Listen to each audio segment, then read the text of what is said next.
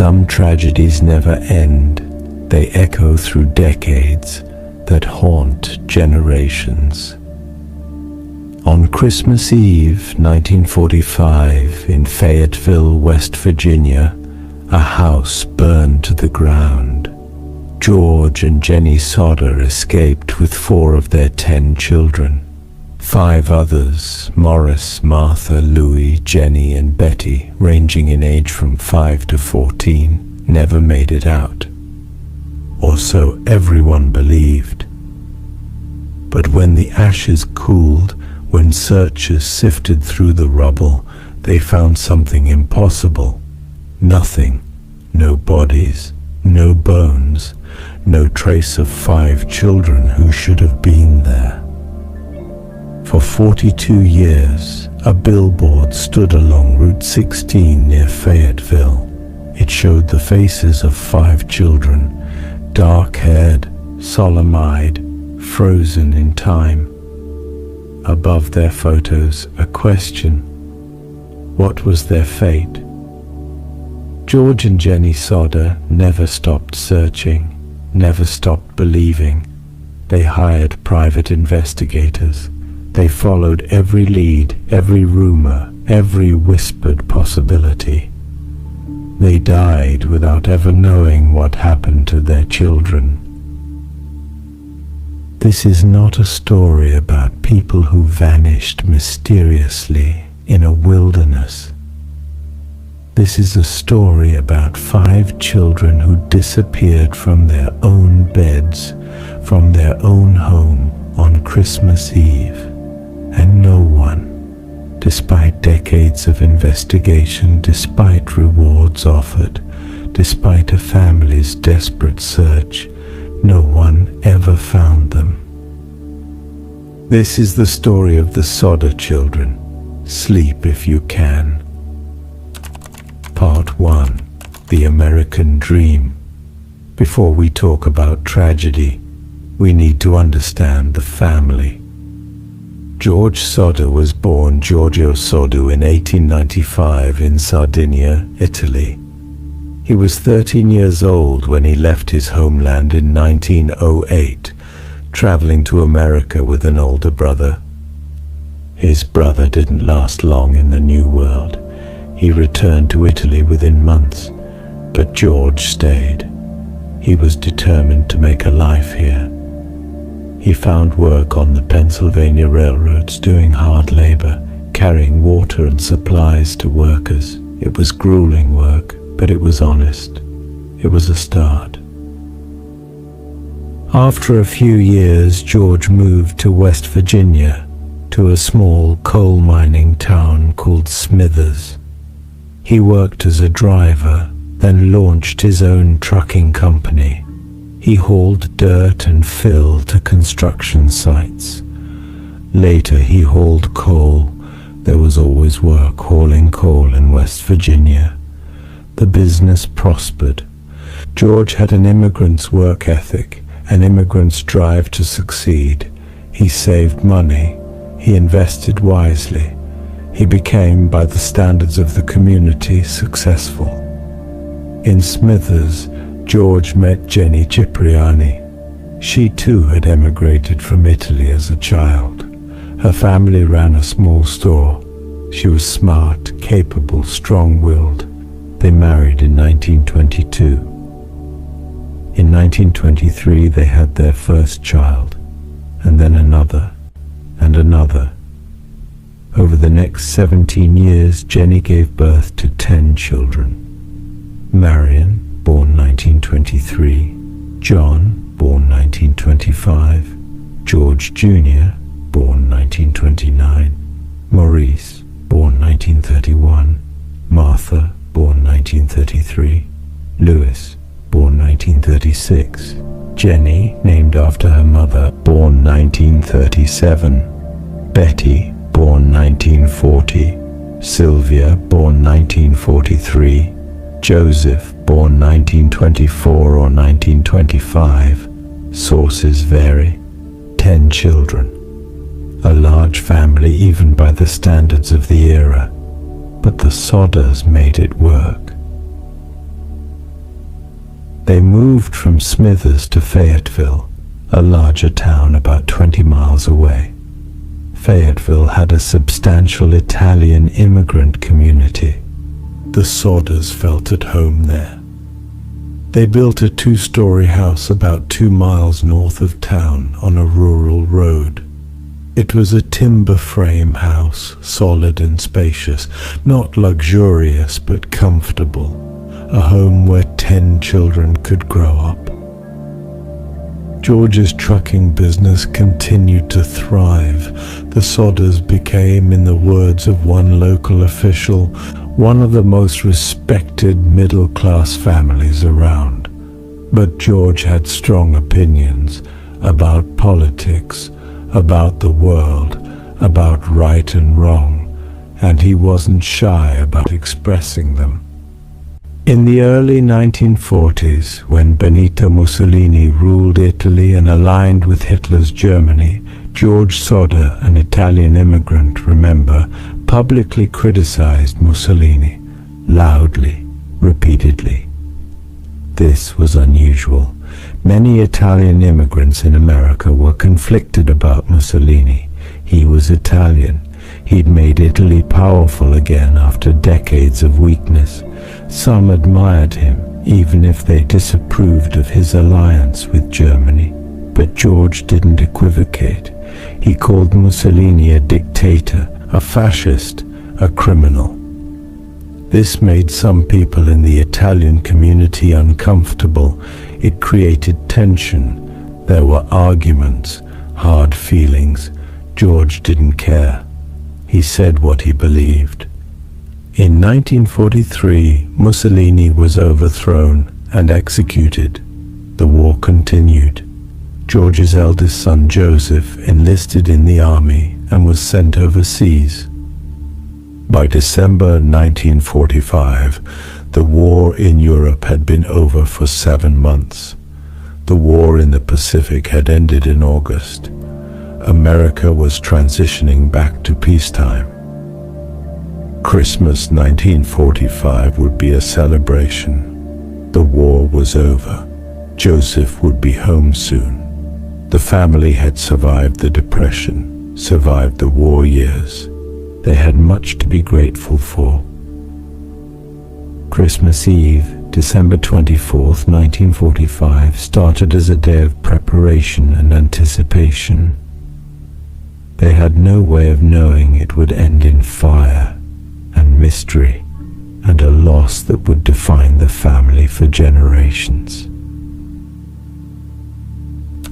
Part 2, Christmas Eve, December 24th, 1945. The Sodder House, 2 miles north of Fayetteville, West Virginia. 9 of the 10 Sodder children were home.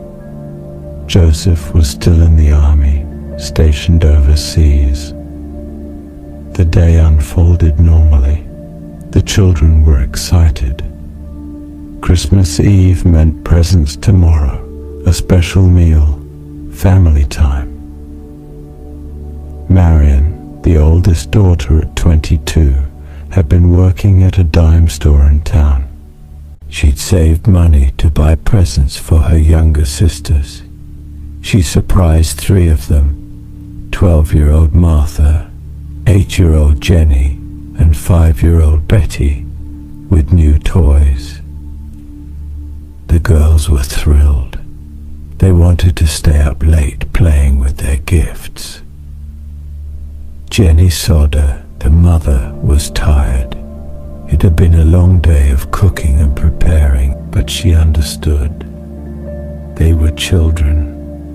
It was Christmas Eve. "You can stay up a little longer," she told the girls around 10 p.m. "But Maurice and Louis need to feed the chickens and put the cows in first." 14-year-old Maurice and 9-year-old Louis went out to do their evening chores. When they returned, they joined their sisters playing with the new toys. The older boys, 23-year-old John and 16-year-old George Jr., had already gone to bed. George Sr., the father, had also retired for the night. Jennie scooped up 2-year-old Sylvia, the youngest, and carried her upstairs to bed. Sometime after 10 p.m., Jennie came back downstairs. The 4 children, Maurice, Martha, Louis, and Jennie, were still playing. 8-year-old Jennie was at the piano. "Time for bed," Jennie, the mother, said. "The lights need to go out. Don't forget to turn everything off." The children promised they would. Just a few more minutes. Jennie went back upstairs to bed. Sometime before midnight, the children finally turned off the lights and went upstairs to their rooms. The house was quiet. Everyone was asleep. And then at 12:30 a.m. the telephone rang. Jennie woke instantly. Who would call in the middle of the night? Was it an emergency? She got out of bed and went downstairs to answer the phone. A woman's voice, unfamiliar. She was asking for someone. Jennie couldn't quite understand the name. Someone who didn't live at the Sodder house. "Wrong number," Jennie said.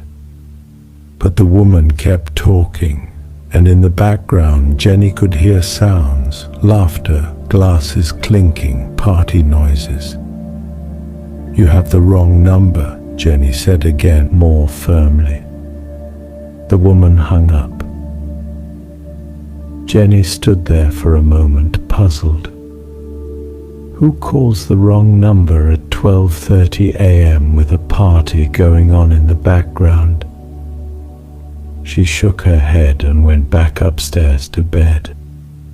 She was just drifting off to sleep when she heard a sound on the roof, a loud thump, and then a rolling sound like something bouncing across the shingles. Jennie sat up listening. Had something fallen onto the roof? A large branch? An animal? She waited. Silence. Eventually she lay back down and fell asleep. At around 1 a.m., Jennie woke again, this time to a smell. Smoke. She jumped out of bed. The smell was stronger now, acrid, choking. "George!" she screamed. "George, wake up! Fire!" Part 3. The fire. George Sodder woke to his wife's screams. Smoke was already filling the bedroom. They could see flickering orange light coming from downstairs. "The children!" Jennie cried. They ran into the hallway. The house had a strange layout. The parents' bedroom and 2-year-old Sylvia's room were on one side. The older children's rooms were on the other side, accessed by a different staircase. George ran to wake the older boys who slept downstairs. 23-year-old John and 16-year-old George Jr., their rooms were near the fire. He pounded on their doors. "Fire! Get out!" John and George Jr. stumbled out, coughing, disoriented. Meanwhile, Jennie grabbed Sylvia from her crib. 22-year-old Marion emerged from her room, already awake. "The others!" Jennie shouted. "Maurice, Martha, Louis, Jennie, Betty." The 5 children sleeping in the upstairs rooms on the other side of the house. George ran toward that staircase, but flames were already consuming the bottom of it. Heat drove him back. He tried to go around to find another way up, but the fire was spreading too fast. The entire ground floor was becoming an inferno. "I'll get the ladder," George shouted. There was a ladder.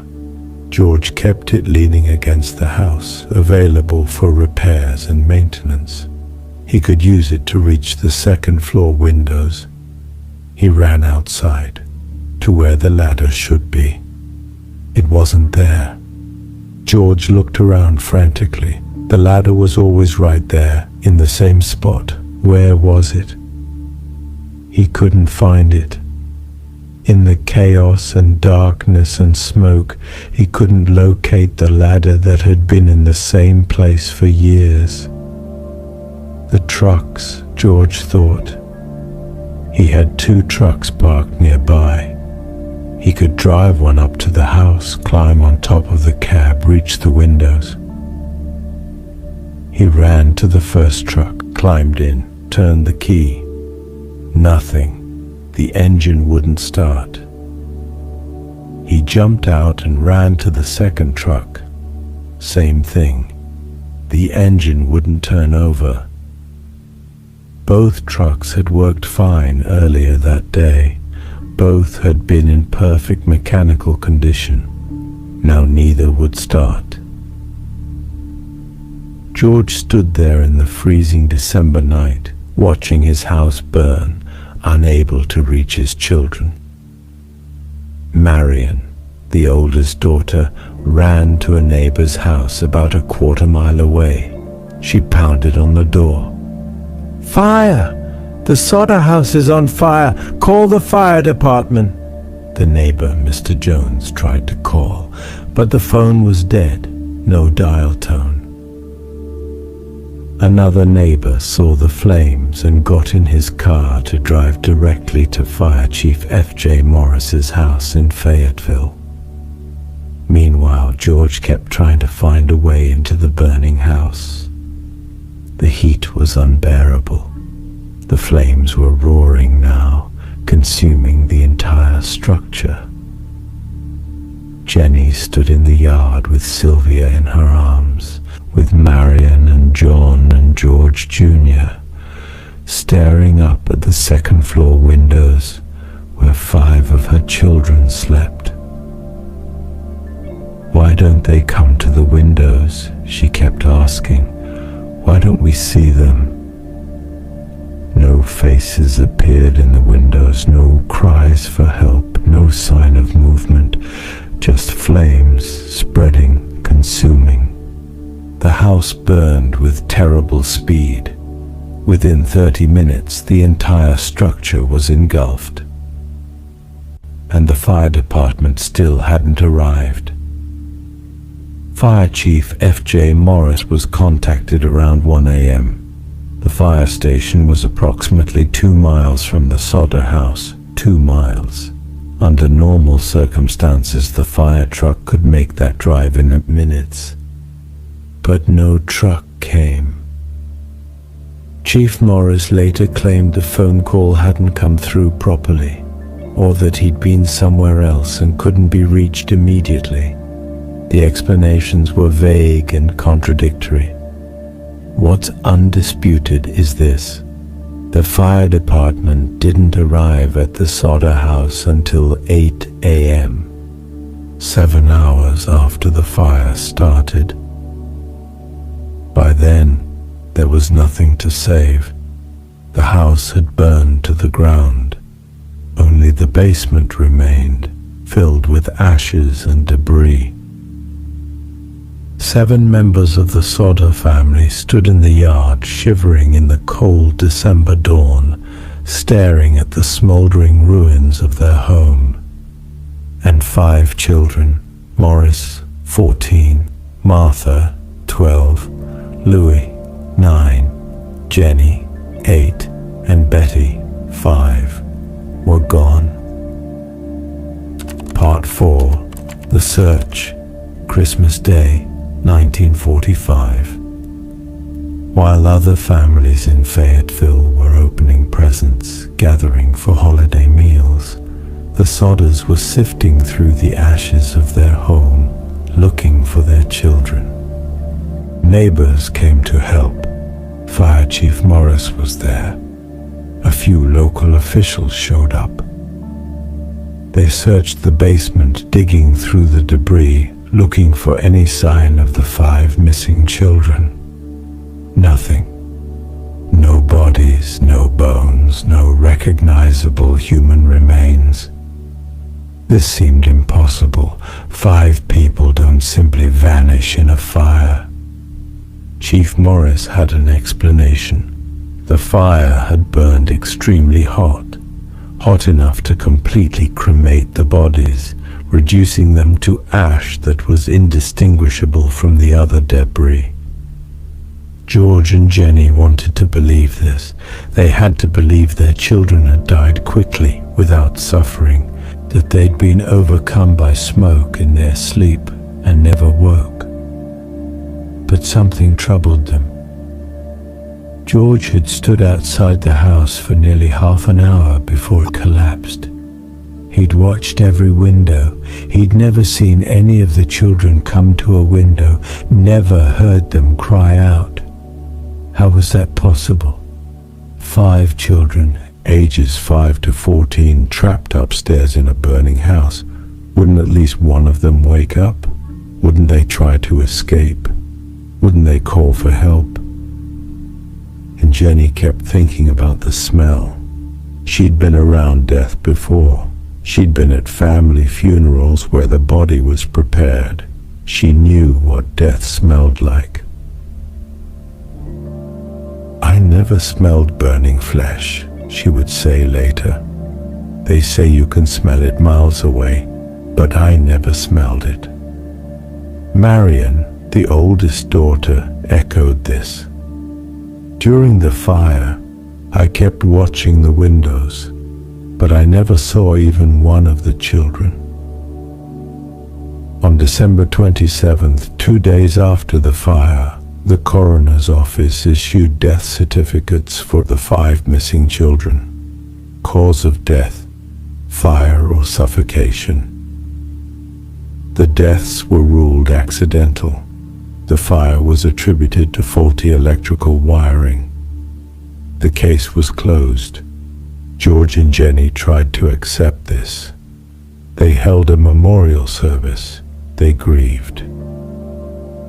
George bulldozed 5 feet of dirt into the basement, covering the site. He intended it as a memorial. He planted flowers. The site would be a garden, a place to remember the children they'd lost. But in the weeks that followed, doubt began to creep in. Small things, details that didn't quite make sense. And then people started coming forward with information, strange information.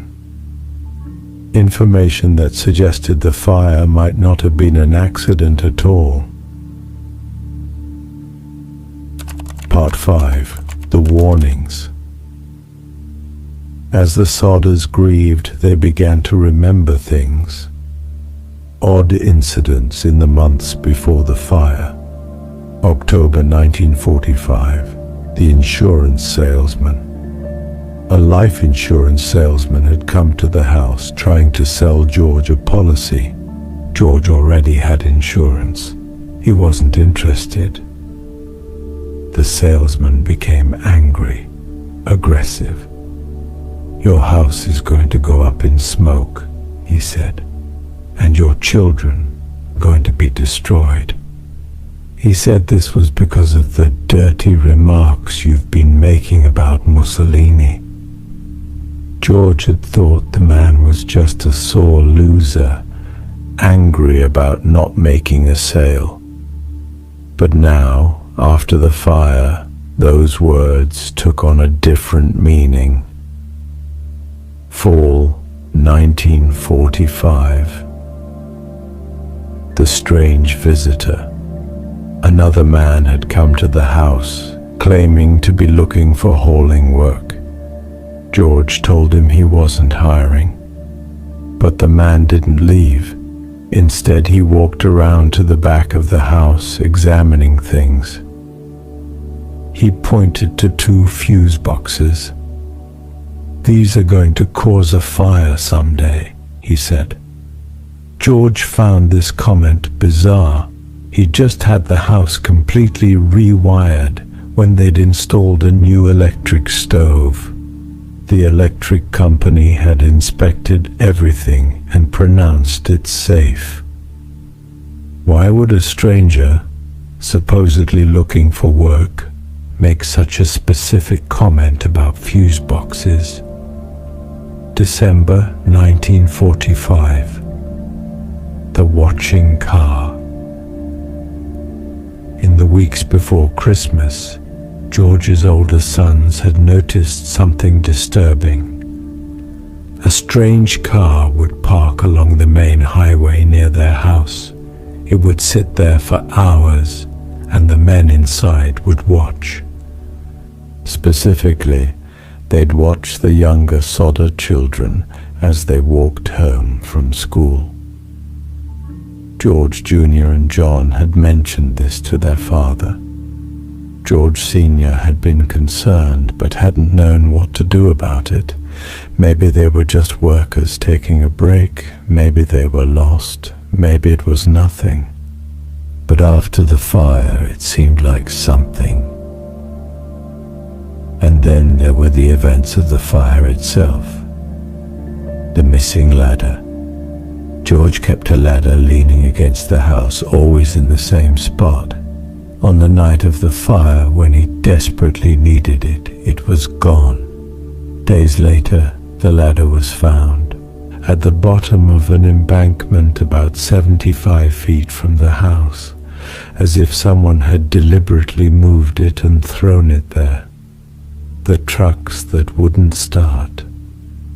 Both of George's trucks had been in perfect working order. He'd driven them that day, but on the night of the fire, neither would start.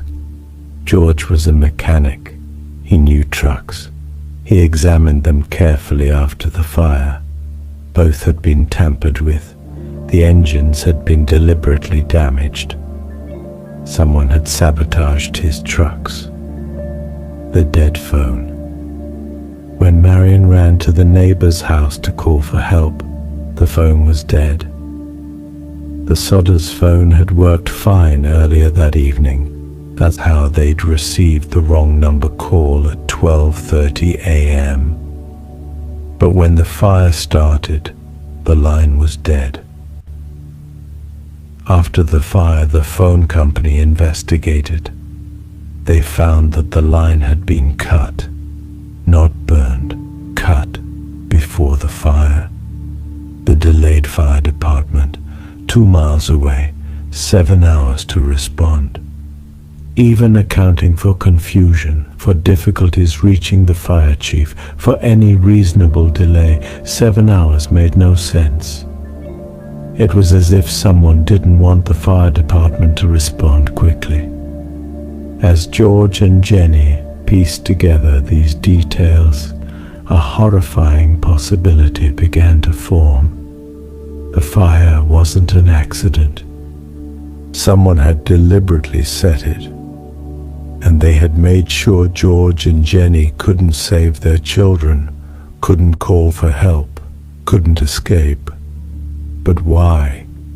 What possible reason could anyone have to hurt their family? Part 6. The investigation. George and Jennie Sodder refused to let the case remain closed. They demanded that state authorities reopen the investigation. Initially, officials resisted. The case was settled. The deaths were accidental. There was no evidence of foul play. But the Sodders persisted, and eventually they found allies. In 1946, a representative from the Smithsonian Institution visited Fayetteville. He'd heard about the case and was intrigued by the claim that 5 bodies had been completely cremated in a house fire. He knew fire science. He knew what temperature was required to cremate human remains. And he knew that house fires, even intense ones, don't typically reach that temperature. He asked permission to examine the site. George gave him access. The Smithsonian representative brought equipment. He carefully sifted through the dirt that covered the basement, looking for any bone fragments, any human remains. found small pieces, bone fragments, but they were too degraded to definitively identify as human. He also found something else: appliances, metal fixtures, a dictionary, various household items, all recognizable, not completely destroyed. If a fire burned hot enough to completely cremate 5 bodies, he told George, these items should also have been destroyed, or at least more severely damaged. His conclusion: the fire had not burned hot enough to completely destroy human remains. If the children had died in the fire, there should be bones, lots of bones. Even in intense fires, the skeletal system largely survives. This evidence prompted West Virginia state authorities to take another look. In 1949 and 1950, the state legislature held 2 hearings on the Sodder case. Witnesses were called, evidence was presented, the strange circumstances were reviewed. But ultimately, Governor Oki L. Patterson and State Police Superintendent Wee Burchett delivered disappointing news. The case was hopeless. They didn't have enough evidence to prove foul play. They couldn't identify suspects. They couldn't determine what had actually happened to the children. The case was closed again, at the state level. George then went to the FBI. He argued that if his children had been kidnapped, taken across state lines, it was a federal matter. The FBI agreed to investigate. For 2 years, agents followed leads, interviewed witnesses, pursued tips. But they found nothing conclusive. In 1952, the FBI closed its investigation. George and Jennie were on their own. Part 7. The Billboard. If official channels wouldn't help, the Sodders would help themselves. In 1952, they commissioned a billboard. It was large, professionally made, impossible to miss. It was erected on their property, at the site where the house had stood, visible to all traffic passing on the road. And they purchased another billboard along US Route 60 near Ansted, a town about 20 miles away, high traffic area, thousands of cars passing daily. The billboards showed photographs of the 5 missing children: Maurice, Martha, Louis, Jennie, and Betty. Black and white images, each child's face solemn, looking directly at the camera. Above the photos in large letters, $5,000 reward. Below the photos, what was their fate? Kidnapped, murdered, or are they still alive? The billboards listed the Sodders' contact information and urged anyone with information to come forward. The reward was substantial. $5,000 in 1952 was equivalent to roughly $55,000 today, enough to tempt someone to talk. Within a year, the Sodders doubled the reward to $10,000. The billboard became a landmark. For decades, anyone traveling through Fayetteville would see it. The faces of 5 children frozen in time staring out from the billboard. Local writer George Bragg later described it. When you walked up to that sign, you were looking right into the faces of the children. It was haunting. It was a constant reminder that 5 children had vanished and their family had never stopped looking. People would pull over. They'd stand and stare. Some would cry, some would pray, and some would call the Sodders with tips. Part 8. The Leads. Over the years, the Sodders received hundreds of tips. Most led nowhere, but some seemed promising. The woman in St. Louis, early 1950s. A woman contacted the Sodders claiming that Martha, the 12-year-old daughter, was being held in a convent in St. Louis, Missouri. George immediately drove to St. Louis. He went to the convent. He demanded to see the girls there. The nuns refused. They said he had no legal right to demand access. They suggested he was harassing them. George left, frustrated and angry. Had Martha really been there? Or was it just someone seeking the reward money with a full story? The Texas Bar Conversation, mid-1950s. A tip came from Texas. A bar patron reported overhearing a conversation between two men. They were drunk, talking loudly. One of them mentioned a fire on Christmas Eve years ago in West Virginia, mentioned children, said things that suggested inside knowledge. The tipster couldn't provide names or detailed descriptions. By the time authorities investigated, the men were long gone. The ballet dancer, date unknown.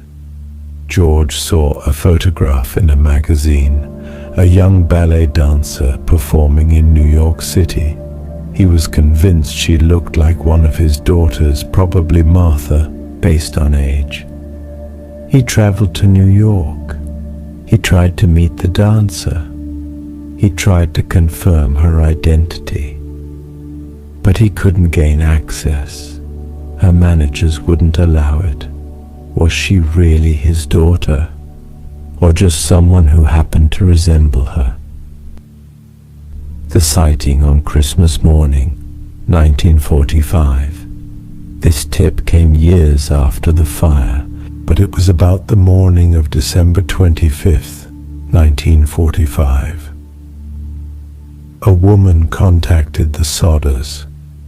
She said she'd been working at a restaurant near Charleston, West Virginia, about 50 miles from Fayetteville, on Christmas morning. She distinctly remembered serving breakfast to 4 children and 2 adults. The children matched the descriptions of the Sodder children, particularly the older ones. They looked disheveled, frightened. The adults seemed tense, in a hurry. She thought it odd at the time. Why would children look so scared on Christmas morning? But she hadn't thought to report it. Not until she saw the billboard years later. Was it really them? Or was she misremembering? Or fabricating a story for the reward? The woman in the diner, late 1940s. Another woman reported seeing the children. She'd been traveling through central West Virginia when she stopped at a diner. Inside were several children who matched the Sodder children's descriptions. They were with adults who didn't seem to be their parents. The children looked uncomfortable, subdued. The woman had felt something was wrong but didn't intervene. Years later, when she saw the billboard, she realized those might have been the Sodder children. The fire chief's admission, late 1940s. This was perhaps the most disturbing revelation. Fire Chief F.J. Maurice had told someone, not the Sodders, but a third party, that he'd found a human heart in the ashes. But he'd never reported it. Instead, he claimed he'd buried it in a box on the site. When this reached the Sodders, they were horrified. Why would the fire chief find human remains and not tell them, not include it in the official report? They'd demanded he show them where the heart was buried. Maurice led them to a spot. They dug up a box. Inside was an organ, but was it human? They had it examined by a funeral director with medical training. His conclusion: it was a beef liver, not human, and notably, it showed no signs of having been exposed to fire. Had Maurice planted it, hoping to finally convince the Sodders their children had died in the fire? Or had someone else planted it, and Maurice found it and assumed it was real? The family never got a clear answer, but it destroyed any trust they had in Maurice's investigation. Part 9. The Photograph, 1967, 22 years after the fire. Jennie Sodder received an envelope in the mail. It was postmarked from Kentucky, no return address. Inside was a photograph and a brief note. The photograph showed a young man, probably in his early 30s. Dark hair, dark eyes, serious expression. He was standing against a plain background, looking directly at the camera.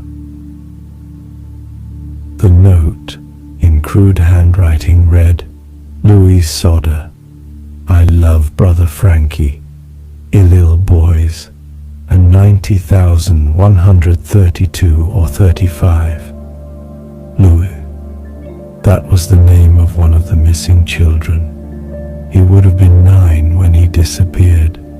In 1967, he would be 31. The man in the photograph was the right age. Jennie stared at the photo. Could this be her son? The features were similar, the eyes especially. They looked like Louis's eyes. But 22 years had passed. How could she be certain? She showed the photo to her surviving children. Some thought it looked like Louis. Others weren't sure. The family had the photograph examined by experts. They showed it to people who had known Louis as a child. Reactions were mixed. The note was cryptic. "I love brother Frankie," but none of the Sodder boys were named Frank. Did Frankie refer to someone else? Was it code? Ill boys? What did that mean? A gang, an organization, a location? A 90,132 or 35? A prisoner number? An address? A code?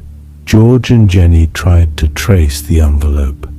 They hired private investigators to search Kentucky for any sign of Louis. Nothing. Was the photograph genuine, or was it a cruel hoax? Someone exploiting a grieving family for unknown reasons? To this day, no one knows for certain. The photograph exists. It's been published in various articles about the case, but its authenticity has never been confirmed. Jennie kept the photograph for the rest of her life. She wanted to believe, wanted to hope that at least one of her children had survived.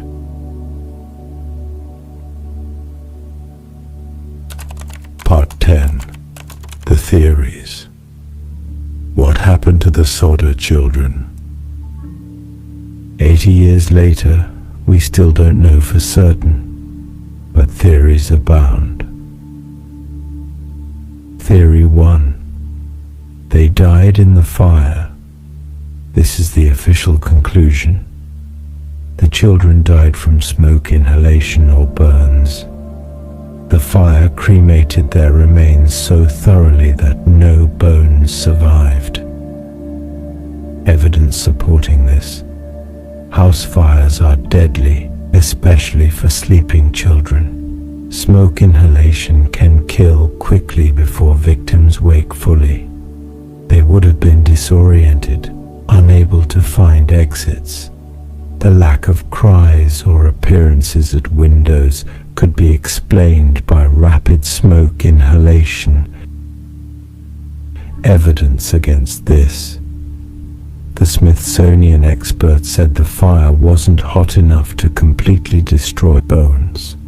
Other items in the ashes survived relatively intact. No bone fragments were found despite careful searching. The parents never saw the children at windows or heard them cry out. Verdict: possible but problematic. Modern fire science experts generally agree that complete cremation in a house fire is unlikely. Theory 2. They were kidnapped.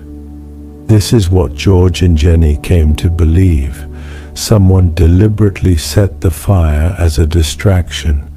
While the fire burned, the children were taken. Evidence supporting this: the sabotage, ladder moved, trucks damaged, phone line cut. The warnings beforehand: insurance salesman, fuse box man. The watching car: multiple sightings of children matching their descriptions after the fire. The photograph of Louis decades later. Motive: revenge against George for his anti-Mussolini statements. Evidence against this: kidnapping 5 children simultaneously while their parents are home seems nearly impossible. No clear evidence of who did it. No ransom was ever demanded. None of the tips led to finding the children. Verdict: more plausible than complete cremation, but raises many questions about logistics and motive. Theory 3. Mafia involvement. Some researchers have suggested that Italian organized crime might have been involved, either as revenge for George's political statements or for other reasons. Evidence supporting this: George's vocal criticism of Mussolini could have angered Italian nationalists. The methodical planning, sabotage, timing suggests organization. The complete lack of evidence afterwards suggests professional criminals. The Italian immigrant community had connections that could have facilitated kidnapping. Evidence against this: the mafia doesn't typically kidnap children as revenge. No demands were made.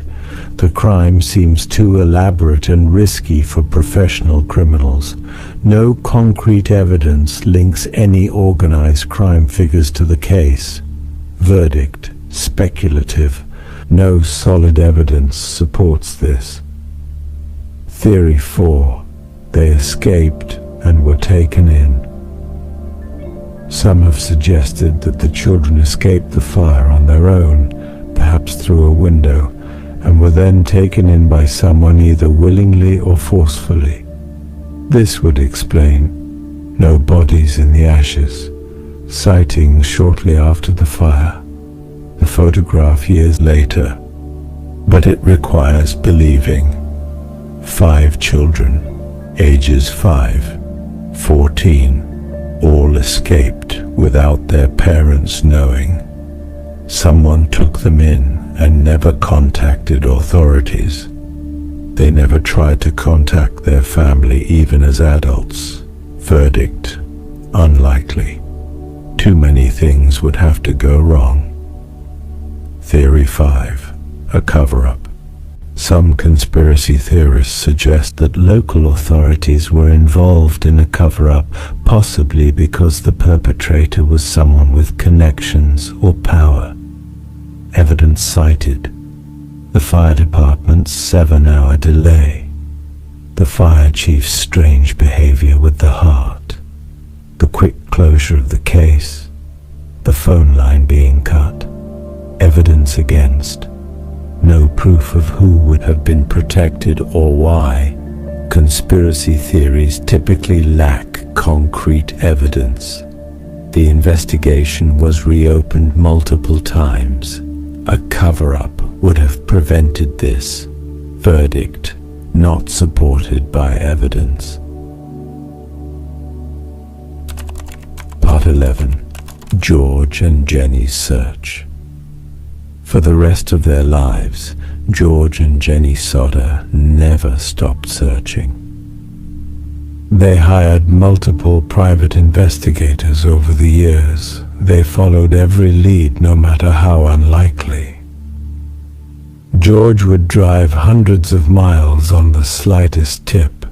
He traveled to Missouri, Texas, Florida, New York, anywhere someone claimed to have seen one of the children. He spent thousands of dollars. The reward money alone was $10,000, but the actual costs of the search were far higher. Private investigators, travel expenses, fees for document research. The trucking business suffered. George couldn't focus on work the way he once had. His mind was always on his missing children. But he never complained. "What else matters?" he would say. "What's money compared to finding your children?"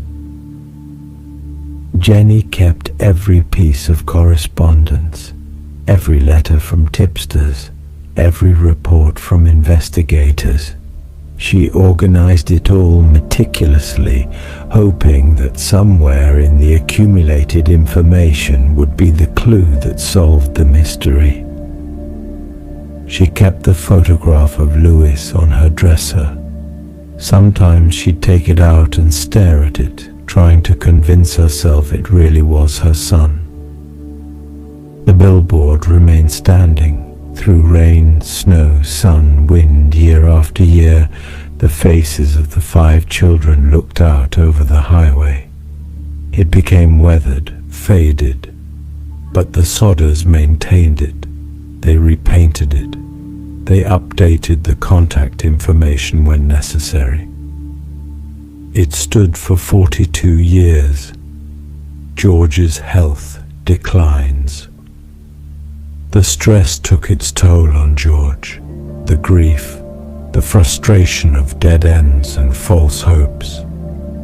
His health began to fail in the 1960s. But even as he grew weaker, he continued the search.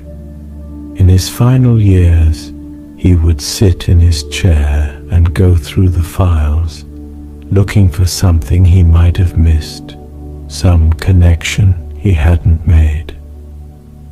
George Sodder died in 1969. He was 74 years old. He died without ever knowing what happened to his children. At his funeral, family members placed photographs of the 5 missing children in the casket with him. After George's death, Jennie continued the search alone. She was in her 70s by then, but she wouldn't give up. She continued to receive tips. Some were clearly false, people trying to exploit an old woman's grief, but some seemed genuine, and she investigated everyone. Her surviving children tried to help, but the loss had affected them deeply too. Marion, the oldest daughter who had run for help the night of the fire, struggled with survivor's guilt for the rest of her life.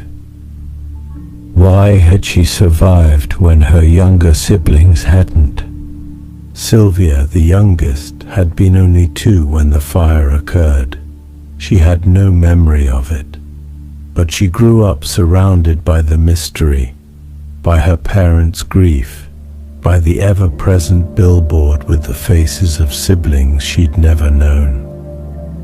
The surviving sons, John and George Jr., helped their mother follow leads when they could. But they had their own families now, their own lives. And as the years passed, hope faded. not the hope that the children were alive. Jennie never gave up that hope, but the hope that she would ever know the truth. Jennie's final years. In the 1980s, Jennie's health declined. She developed Alzheimer's disease. Her memories began to slip away. But even in her confusion, even as she forgot other things, she remembered her missing children. She would ask her surviving children, "Have they come home yet? Have they found them?" Jennie Sodder died on December 25, 1989, Christmas Day, 44 years to the day after the fire. She was 88 years old. Like George, she died without ever knowing what happened to Maurice, Martha, Louis, Jennie, and Betty. The billboard comes down. Shortly after Jennie's death, the family took down the billboard. It had stood for 42 years, but the people who had put it up were gone. The surviving children decided it was time. The billboard was stored. Some photographs survive showing what it looked like, but the physical structure, that landmark that had marked Route 16 for decades, was removed. The site where the Sodder house once stood is now marked by a small monument. It lists the names of the 5 missing children at the date of the fire. It's quiet there now, just a memorial stone on a hillside, but people still visit. People who have heard the story, people who are moved by a family's 40-year search. Part 12. The Unanswered Questions. 80 years after the fire, fundamental questions remain. What caused the fire? The official investigation blamed faulty wiring, but the house had just been completely rewired. The electrical company had inspected and approved everything. And faulty wiring doesn't explain the moved ladder, the sabotaged trucks, the cut phone line, the warnings beforehand. If the fire was deliberately set, who did it? And how did they do it without leaving evidence? Did the children die in the fire? Fire science experts generally agree that complete cremation in a house fire is unlikely. Bones should have survived. But if they didn't die in the fire, where did they go? Were they kidnapped? If so, how did kidnappers remove 5 children, ages 5, 14, from a burning house without the parents seeing? Why were there no ransom demands? What was the motive? Who was responsible? Were the sightings real? Multiple people reported seeing children matching the Sodder children's descriptions in the days, weeks, and months after the fire. Were these genuine sightings? Or were people seeing what they expected to see? Was the photograph real? The 1967 photograph of Louis. Was it really Louis Sodder at age 31? Or was it someone else entirely? If it was Louis, why send the photograph but provide no way to contact him? What did the cryptic note mean? If it wasn't Louis, who would send such a photograph and why? What was the motive? If the fire was deliberate, if the children were kidnapped, why? Revenge for George's political statement seems like an extreme response. What could 5 children have done to merit such targeting? Was it a case of mistaken identity? Were the kidnappers after someone else's children? Or was the motive something entirely different that we've never considered? Why has no one ever talked? If the children were kidnapped, Multiple people would have to be involved. Kidnappers, accomplices, people who hid or cared for the children afterward. In 80 years, none of these people have ever come forward, not even on a deathbed confession, not even anonymously. How is that possible? Part 13. Modern investigation. In recent decades, the Sodder case has been re-examined using modern investigative techniques. In the 1990s and 2000s, researchers with access to FBI files and modern fire science knowledge reviewed the case. Key findings: fire science analysis. Modern fire investigators agree that Chief F.J. Maurice's explanation that the fire was hot enough to completely cremate 5 bodies is not credible.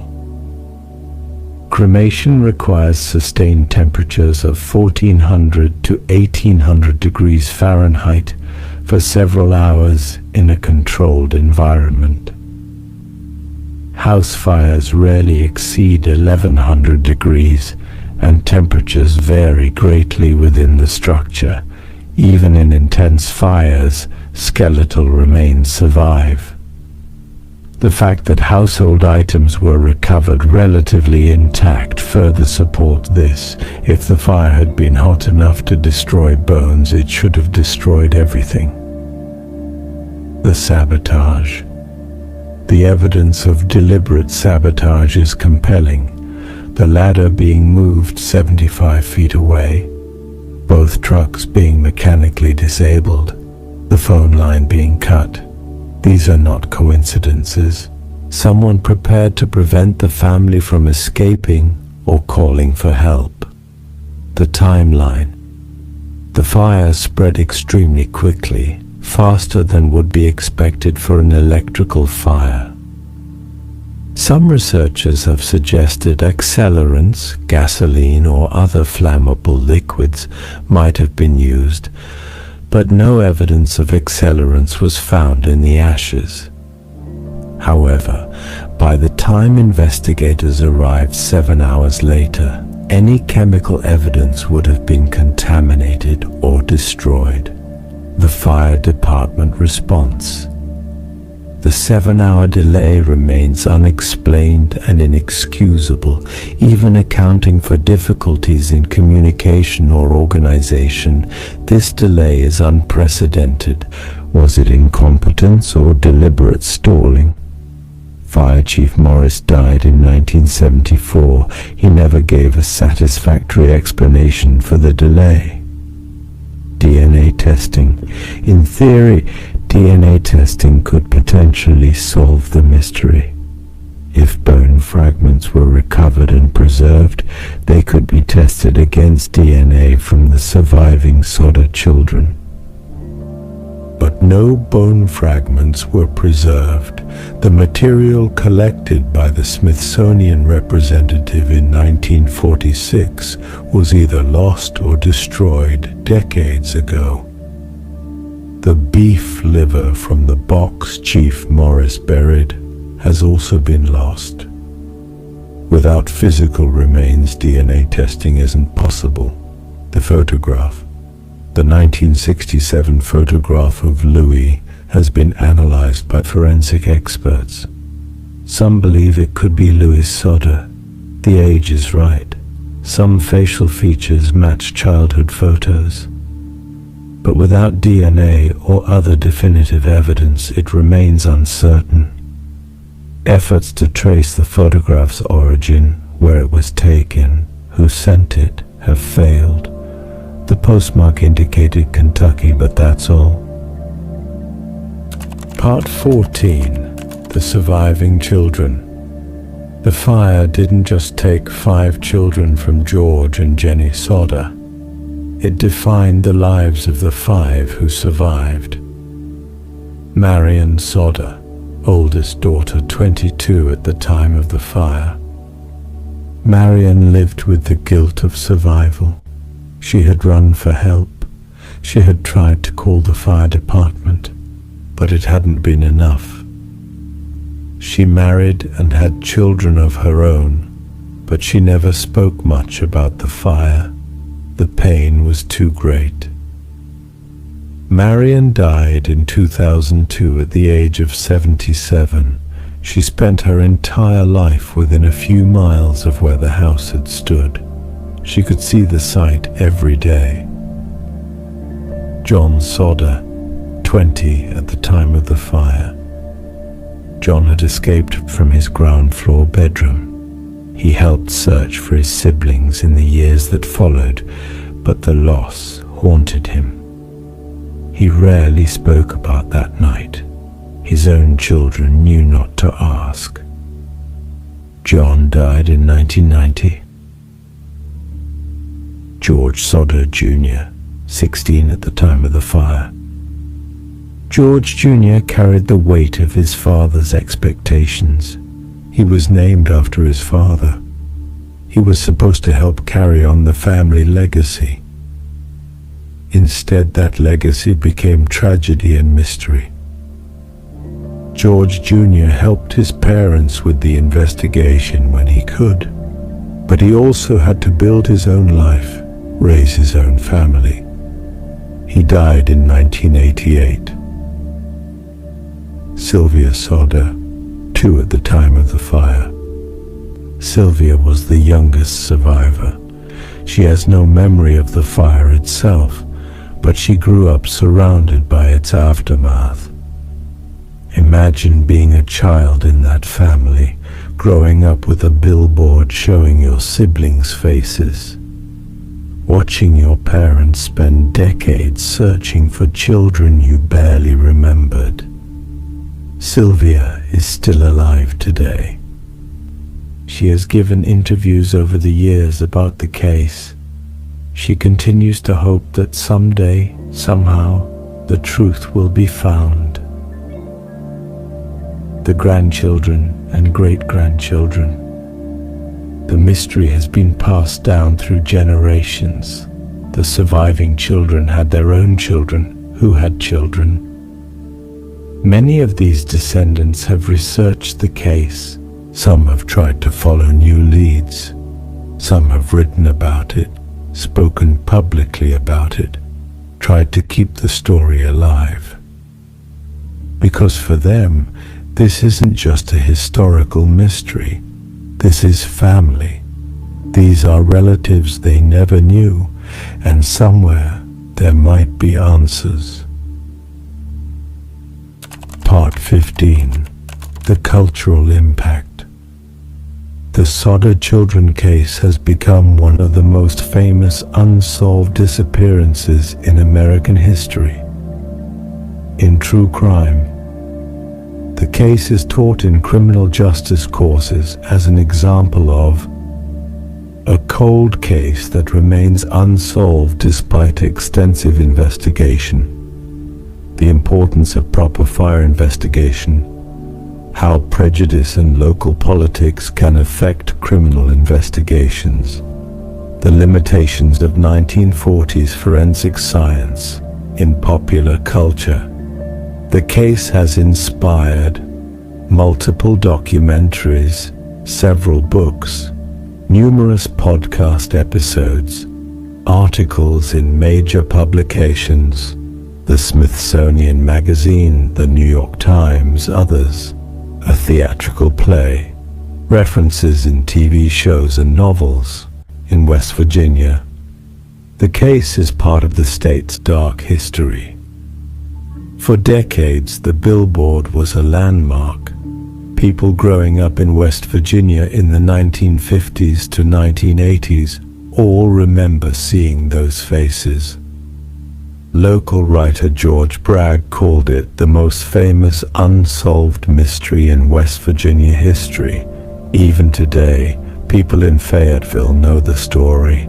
The site is visited by locals and tourists interested in true crime mysteries. The annual remembrance. Some years, on Christmas Eve, people gather at the memorial site to remember the 5 missing children. Candles are lit, prayers are said, the names are read: Maurice, Martha, Louis, Jennie, Betty. It's a reminder that behind every unsolved mystery are real people, real families who never got answers, real grief that never fully heals.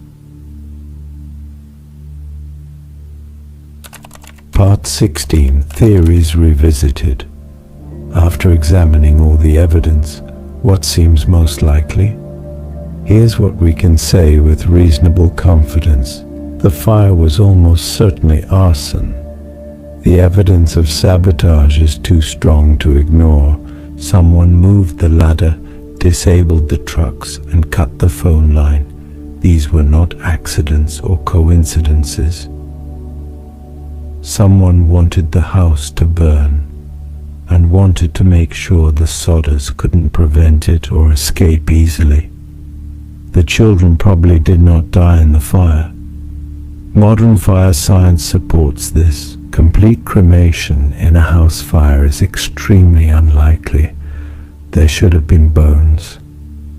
The fact that multiple witnesses reported seeing children matching their descriptions shortly after the fire adds weight to this. If they didn't die in the fire, they were likely kidnapped. This seems like the only alternative. But the logistics are baffling. How do you kidnap 5 children from a burning house without the parents seeing, without the children crying out, without leaving any evidence? It would require multiple perpetrators. One person couldn't manage 5 children. Very careful timing and planning. A place to take them where they wouldn't be found. People willing to keep them, or worse, and never talk about it. The motive remains unclear. Revenge for George's anti-Mussolini statement seems too extreme. What did 5 children have to do with their father's political opinions? Was there another motive we've never uncovered? Some grudge or conflict that George never knew about? Or was this a case of mistaken identity, kidnappers who targeted the wrong family? Someone knows what happened. If the children were kidnapped, multiple people were involved, and some of those people might still be alive. Or their children might have heard stories, deathbed confessions, fragments of truth passed down through families who were involved in the crime. Somewhere, someone knows. Part 17. What if they survived? Let's entertain the possibility that George and Jennie were right, that their children were taken alive, that they survived. If Maurice, Martha, Louis, Jennie, and Betty Sodder survived the fire, Maurice, born 1931, would be 94 years old today if still alive. Martha, born 1933, would be 92.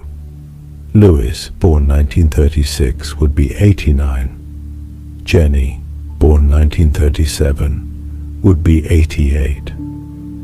Betty, born 1940, would be 85. It's possible, just barely possible, that one or more of them is still alive. They would be very elderly, but people live into their 90s. It's not impossible. If they are alive, do they know who they are? Do they know they're the Sodder children? Do they remember that Christmas Eve in 1945? Or were they too young? Were they told lies about their identity? Raised to believe they were someone else's children? The photograph of Louis suggests that at least one of them might have known in 1967 who he really was, but the cryptic note and lack of follow-up suggest he couldn't or wouldn't make direct contact. Why not? fear, threats, legal complications, memory loss or confusion? If any of the Sodder children are still alive, they would now be the only ones who could definitively solve the mystery. Part 18. The Memorial. Today, if you drive north from Fayetteville on Route 16 about 2 miles out of town, you'll see a small turnoff. There's a memorial stone, simple, modest.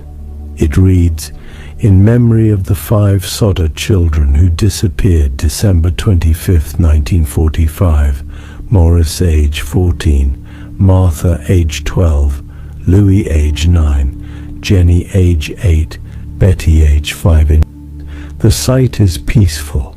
Trees have grown up around it. The hillside is quiet. There's no house anymore, no billboard, just the stone. But people still visit. They leave flowers, teddy bears, notes, small tokens of remembrance. Some visitors are true crime enthusiasts who've heard the story and want to pay respects. Some are locals who remember seeing the billboard when they were children. Some are descendants of the Sodder family, coming to honor relatives they never knew. And some are just travelers who stop, curious about the memorial, and learn the story for the first time.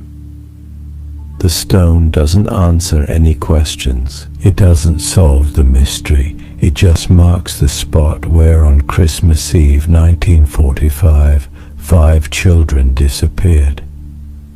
And where 2 parents never stopped hoping, never stopped searching, never stopped believing that someday, somehow, they'd know the truth. Part 19. Epilogue. The search that never ended. Christmas lights still glow in Fayetteville, West Virginia. Families still gather, children still open presents. Life continues as it always does. But on the hillside 2 miles north of town, a stone remembers. Maurice, Martha, Louis, Jennie, Betty. 5 children who went to bed on Christmas Eve and never woke in their beds again. George and Jennie Sodder spent 44 years searching. They followed hundreds of leads. They traveled thousands of miles. They spent their life savings. They erected billboards that stood for decades. They never gave up hope. Not when officials closed the case, not when the FBI found nothing, not when year after year passed with no answers. They believed their children were alive, somewhere. And maybe they were right. Maybe somewhere the 5 children grew up, not knowing their real names, not knowing about the family that never stopped searching, not knowing about the billboard with their faces. Or maybe they died that December night after all, in the fire or shortly after, and George and Jennie's hope was just hope, powerful, enduring, but ultimately unfounded. We'll never know. What we do know is this. On Christmas Eve 1945, something happened on a hillside in West Virginia. A house burned. 5 children disappeared, and 2 parents refused to accept the official explanation. For 44 years they searched, they questioned, they hoped. That hope, that refusal to give up, is as much a part of the story as the mystery itself. The Sodder children case isn't just about what happened to 5 kids. It's about what happens when you lose someone and can never say goodbye, when there's no body to bury, no closure, no definitive end. It's about parents who loved their children so much that they spent their entire lives looking for them. And it's about a billboard that stood for 42 years, asking a question that still has no answer. What was their fate? The billboard is gone now. George and Jennie are gone. Most of the people who were alive in 1945 are gone. But the question remains. 5 children disappeared on Christmas Eve. No bodies were ever found. No one was ever charged. No definitive explanation was ever given. 80 years later, we still don't know what happened. Maybe we never will.